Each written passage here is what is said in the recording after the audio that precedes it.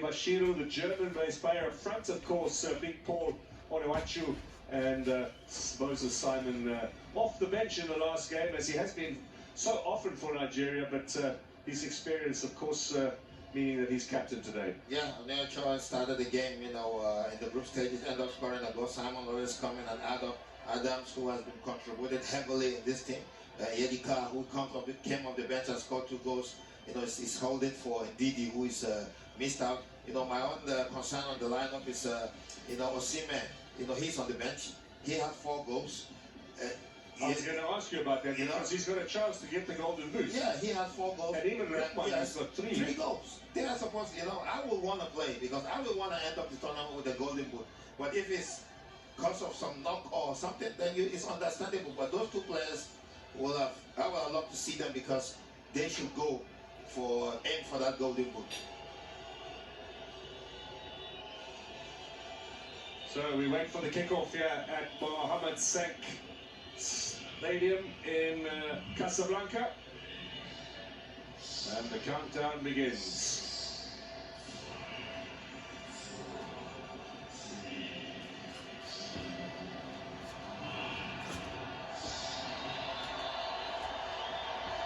Nigeria to kick us off there in the green, Egypt in their traditional red colours with the white shorts, and almost immediately the big frame of Onuachu, who's travelled around the European circuit somewhat. He did very well in Belgium, of course, and then a very brief spell in the English league. Oh, lovely skills here from Simon. Could this be the first shot? Just got away from him a little bit. Yeah, he trying to lift his head up to see who to pass the ball to, but unfortunately, the ball went away from him.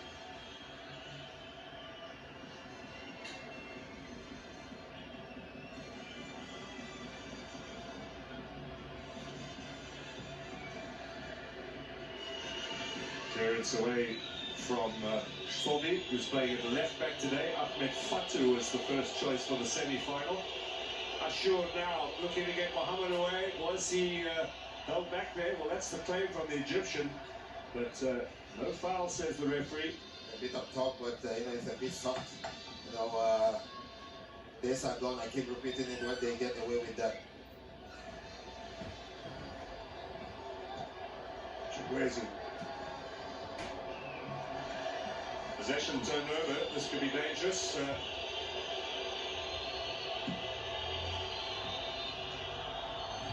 Foul eventually going in favour of Mustafa Mohammed. French-based player taken very quickly. Trezeguet on the left. Early ball inside. Guabani's down. Collects comfortably. Yeah, the Nigerian midfield went asleep for a split of a second, and the Egyptian tried to take advantage of it. A good outside the foot cross, but Wembley was right there.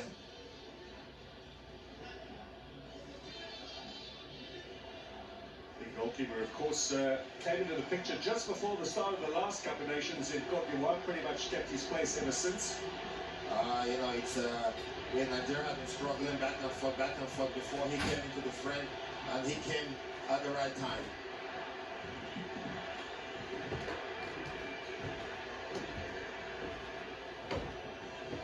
Now Simon to do some teasing again, gets the early ball in.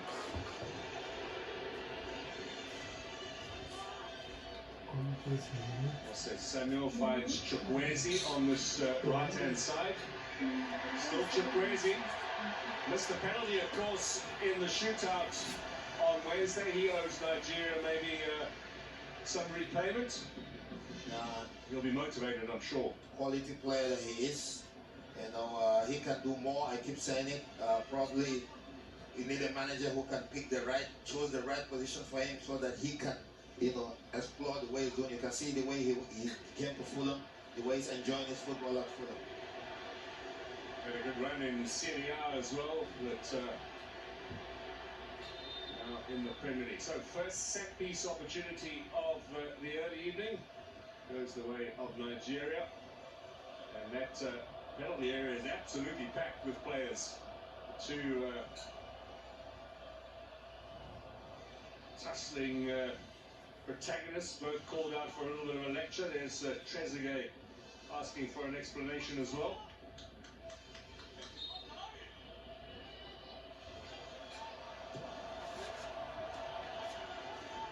Ashur got a touch to the head there. And Ashur again. Taken away though. Chikwezu stopped in his quest by Mustafa Mohammed, back to help with the defensive duties. That's another player who is one of the unsung heroes in the Nigerian team. Bright Osai, the right fullback, he has been outstanding, in this tournament.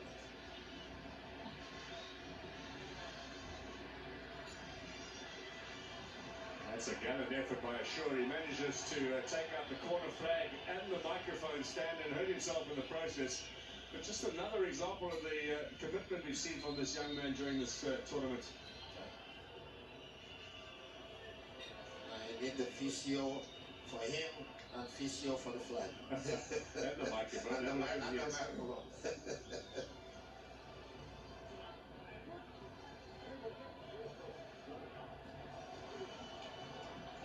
Pretty good slide there to take out several pieces of equipment. Eric Schell, of course, his future is a little unclear. He said so himself at the end of the semi-final. Not sure whether he will stay in the position or not. Nigeria is a stepping stone for all managers because of the quality that we have. And at the same time, it's a manager that Nigeria should find a way to keep, because with what he did with this team, they shouldn't let him go. Then we start afresh with a new manager. That is one of the reasons why Nigeria won't be at the next year World Cup.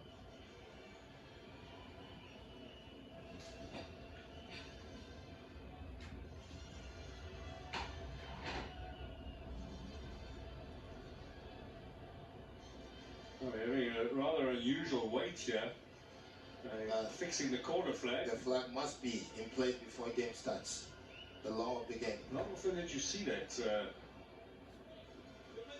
There's a ground attendant trying to work very hard at it, and we should have that corner flag in position sooner rather than later. Get matters back underway here in the third and fourth place playoff.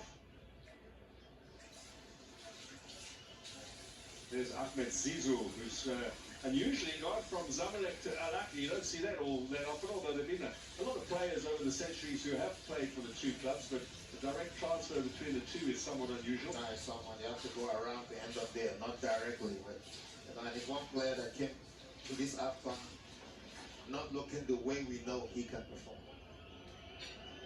Some Hassan on the bench. You can hear the jeers. These pictures on the big screen here as well. Formidable reputation, of course, as a little bit of a rabble-rouser as well. But what a wonderful playing career he had. Him and his twin brother. They've been outstanding and winning trophies left, right, and center. Top scorer at Ali. And his last Nations Cup match in 2006 at the age of 39. Right, looks as if the corner flag has been put back in place. Referee says, wait for my whistle. And matters can get underway here. Osei will have the opportunity with the throw-in. And Nigeria very much on the front foot here in these early stages.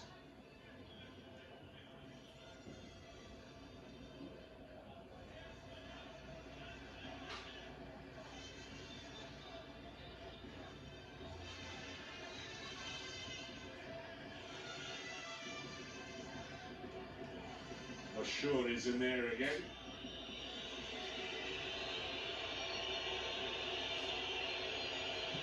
So strong on the ball. It hasn't got very far, but does get the throw in, however. Comes off Chikwezu. Our player. Confidence on the ball at this age, Being the #1 man in that defensive midfield, a link between the back line and attack. That's incredible. Free kick in favour of Trezeguet. Chance for Egypt to push themselves a little further upfield.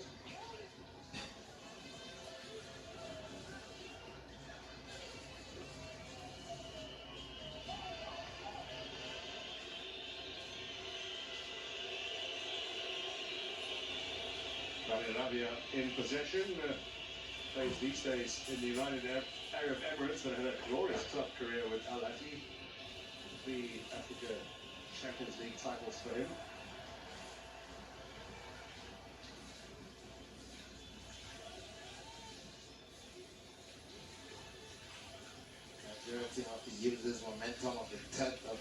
13th, 11, 12, 13 men, you know, because the fans are really behind them 100%. Certainly didn't get this kind of support against the home nation on Wednesday. It gave Morocco a very good fight in that semi-final. Now, Jose doing very nicely. Deli Bashiru at the back, and there's a chance today for Igor to show us his acumen. A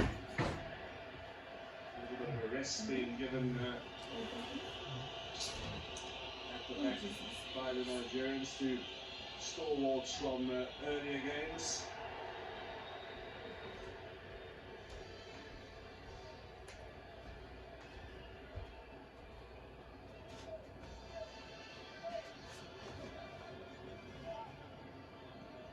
Onyedika under a bit of pressure. Possession turnover. Here's Mohamed. If he can find Trezeguet, there might be a gap here on this left.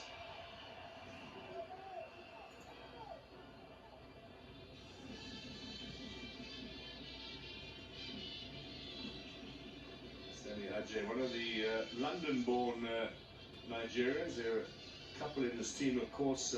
Lukman Bassi, well, Bassi born in Italy but raised in the UK. Warby, of course, from Fulham.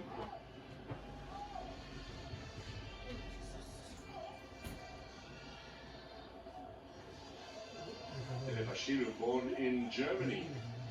This goes to show you the extent of the Nigerian diaspora these days, and when you look at some of the European, particularly the under-20, under-23 sides, so many Nigerian names these days popping up in Germany, England, etc. Imagine what you could do with a Bukayo Saka in your lineup, Daniel. Tell me about it. Now, Trezeguet.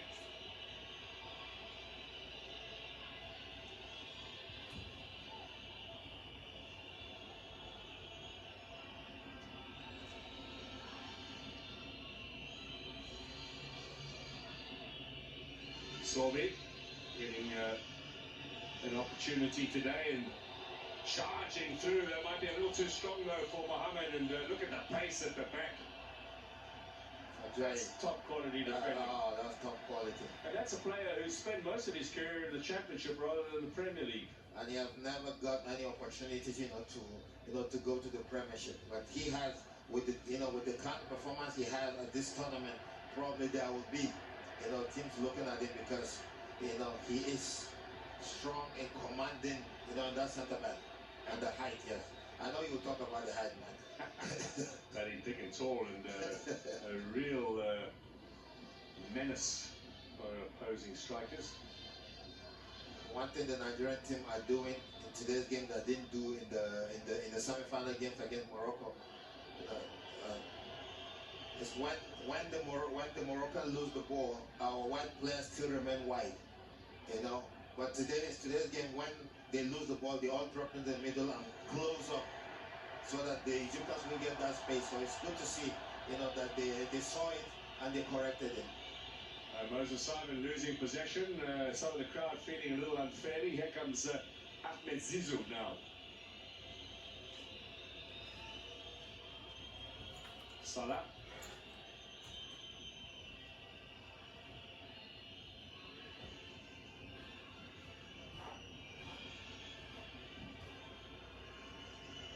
That's a good ball. Sorby delivers. Back post chance for a header. And Mustafa Mohamed beaten in the air.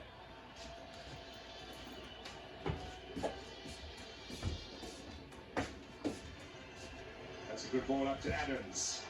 Using his strength, referee says play on.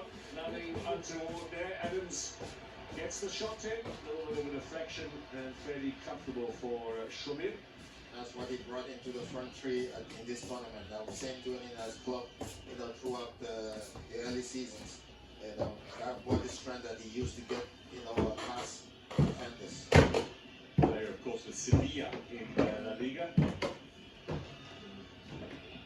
This time next week, most of these footballers will be back playing in the top leagues around the world. A lot of speculation about whether Mo Salah will be going back to Liverpool. The January transfer window open now. Is there maybe a move elsewhere on the cards? Cameroonian boy is already back and he's got a goal for Manchester United in the early game today. A little momentary lapse of concentration. And it's good to see, Mark. You know, you get eliminated, you go straight back where you get paid, and then get straight into the team. And Salah's case, believe me, to be different. Of course, for some of these Egyptian players, next weekend is African Champions League time. Zamalek and Al Ahly, for example, both in the Champions League and the Confederation Cup players from the Pyramids team are the defending African champions. Next Friday, just 6 days from now, the Champions League resumes. But the group matches will be the third round of group games, fourth round in the last weekend of January. Now Zizou to Hani. This is going to come all the way back in the form of Abdelmonem. Sure. Is he playing a bit of a different position today? He's drifting away, and now you can see he's sending Zizou to push a bit forward, trying to pull out one of the midfield players away from his hole so that they can have room in front of their back line.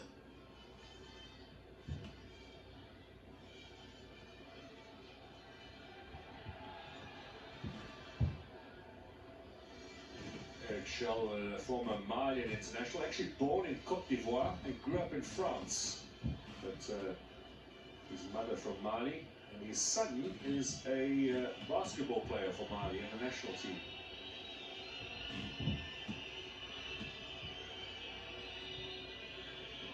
It's a good crowd for a third place game, isn't it? Very good, very good.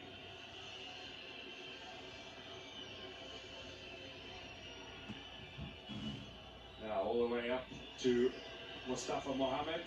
Is there progress here for Zizou? Salah. It's a beautiful ball. Up comes Rabali, a little unconventional with that save. First. That's the best thing to do, at that position. Because if he tried to go with his hand, he could have easily kicked the ball over. And that was a beautiful pass. You can see the pass, and he was onside. Beautiful pass from Mo Salah.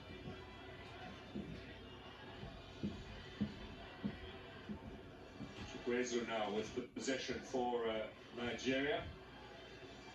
Left-footed, little chip inside. Looking for the big, powerful frame and the head of Onyeachu, and it was good work from Abdelmonem to make the clearance. Yeah, good job both ways. Chukwueze did the right thing there, took on the player, brought that cross and looking for Onyeachu, like you did say. And that's what they should try and do more, because when you have that height, in the center of attack, keep feeding him with those crosses.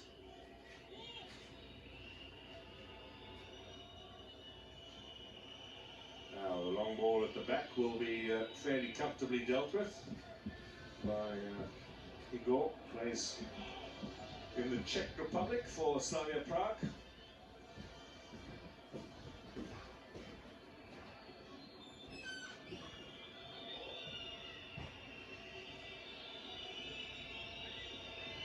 Mustafa Hani from Al Ahly, a long-time club servant.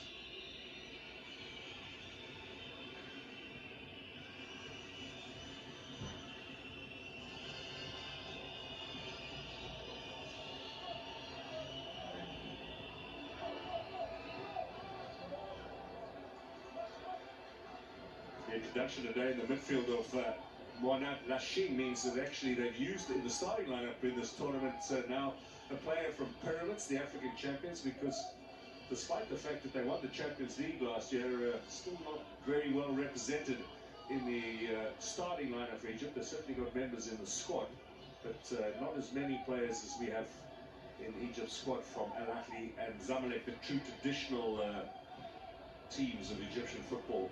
Yeah, and they still see Pyramid as an outsider, owned by by a sheikh from the Emirate.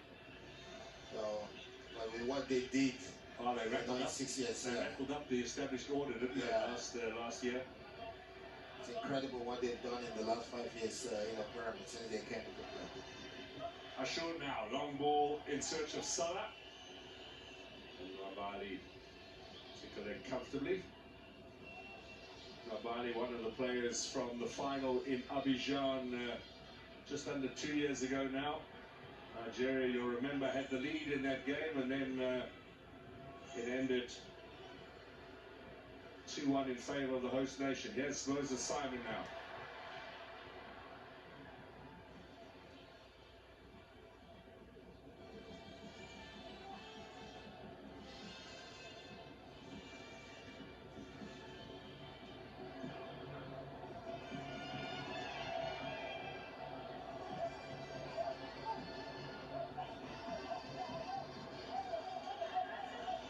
Say. Sonny Ajay back to Rabali. Nigeria look to have a firmer hand on this game than perhaps the Egyptians, who, it must be said, in that semi-final against Senegal on Wednesday, Daniel really did sit back and hold out against Senegal. It was only after they conceded the late goal that we saw their attacking potential. They hadn't won a corner or had a shot on target before Mane put Senegal into the lead in the 78th minute. That's the formation they brought into this tournament. It's not just that game. You can see today too, they are just sitting back, absorbing. But they didn't. With today's game, they didn't sit deep into their own half. They're a bit high, but they keep waiting for all the passes to just keep you strolling. And that's why I said Nigeria, if they can take the advantage of it with the 12th man and move the ball a bit quicker, they will definitely get something out of it in the early stage of this game. Look how far Salah's come back to take possession.